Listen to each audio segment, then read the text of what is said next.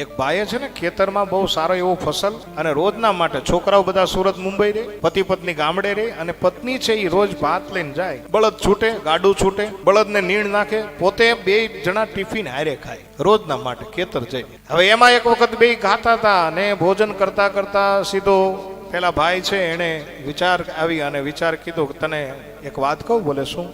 બોલે આ વખતે આપણે સિંગ વાવી છે ને ખેતરમાં. બોલે હા, આ વખતે આપણે સિંગ વાવી તો આવતા વર્ષે આપણે જમીનને ફેરવવા તલ વાવશું. જેવું આટલું કીધું ને ત્યાં બેને આખી સુકાન સંભાળી લીધી કે હા, આવતા વર્ષે જો આપણે તલ વાવશું ને એ તલ મોટા મોટા થશે ને અત્યારે ટિફિન લઈને આવું એમ હું ત્યારે ટિફિન લઈને આવીશ ને આપણે હારે બેહીને ખાવું.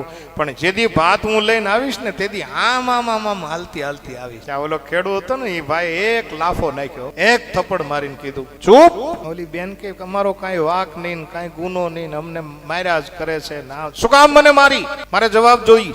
ત્યારે ઓલા ભાઈએ શું કીધું ખબર? કે તું ભાત લઈને ઊભા ખેતરમાં આમ આમ આમ આમ હાલ તો મારા તલ ખરી ન જાય. હવે હજી વાવ્યા નથી, બીજું ચોમા હું આવ્યું નથી, હજી માંડવી ઊભી છે, બહાટી શરૂ થયું. આવા તર્ક વિતર્કો કરે છે.